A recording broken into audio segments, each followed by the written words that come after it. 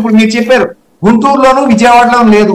కొత్తగా క్రియేట్ చేసి infrastructure 100 feet రోడ్లు అవి క్రియేట్ చేసుకునేది ఖాళీ ఎట్లా సాధ్యం అవుతుంది సార్? ఒక నగరంలో 100 అడుగుల రోడ్డు సృష్టించాలంటే కొన్ని వేల బిల్డింగులు కూలగొట్టాలి, కొన్ని లక్షల బిల్డింగులు కూలగొట్టాలి. అటువంటి విశాఖపట్నం ఎందుకు వెళ్ళాలి? అక్కడ ఆల్రెడీ ఖాళీ స్థలం బోర్డు అంత తగలగింది కాబట్టి. సాయి గారు మీరు చెప్పిందే పాయింట్.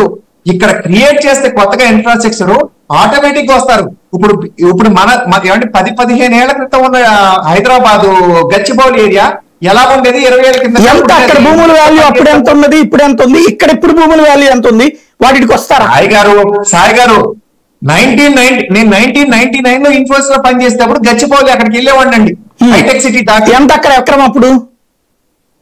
ఏమండి అప్పుడే అసలు ఇప్పుడు మాతో పాటు పనిచేసేవాడు అందరూ అనుకుంటున్నారు అప్పుడు ఎక్కడ కొనుక్కుంటే ఈ రోజు ఉద్యోగం చేస్తారు. ఇప్పుడు ఇప్పుడే 10 కోట్లు ఉంది ఇక్కడ. ఏమండి సాయి గారు అక్కడ పెరిగింది కాబట్టి ఏమండి అక్కడ పెరిగింది కాబట్టి ఇది కూడా పెరిగిపోతుందేమో. ఇప్పుడే పెరిగిపోయింది ఇది.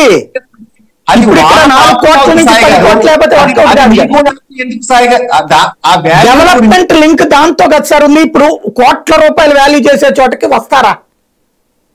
ఇవ్వగలుగుతాయి ప్రభుత్వం? కాదు, అట్లీస్ట్ గవర్నమెంట్ ఆఫీసులు రావాల్సిందేనా? Government రావాల్సిందేనా?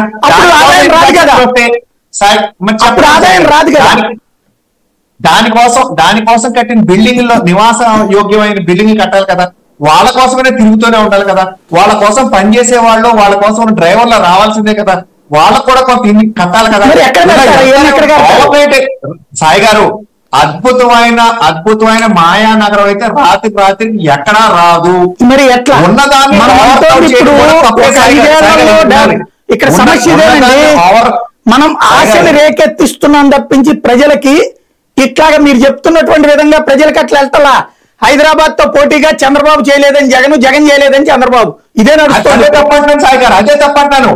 Already Vizag is overcrowded. అక్కడ ఉన్న ట్రాఫిక్ కి ఇప్పుడు బైపాస్ వచ్చింది కాబట్టి ఈనాటికి కొంత ఊపిరి పీల్చుకోగలుగుతున్నారు. ఇంకోటి వెంకటరెడ్డి గారు చెప్పే సిల్లీ రీజన్స్ చెప్పకూడదు. వెంకటరెడ్డి గారు ప్రజల్ని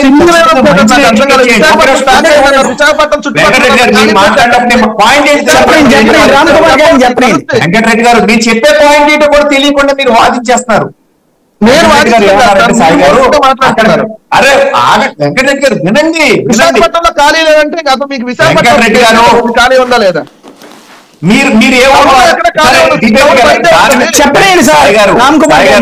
చెప్పే పాయింట్ ఏంటంటే ఇక్కడ కట్టడం కష్టం, అక్కడ కట్టడం ఈజీ అనే పాయింట్ చెప్తున్నారు. ఇన్ఫ్రాస్ట్రక్చర్ చాలా మారి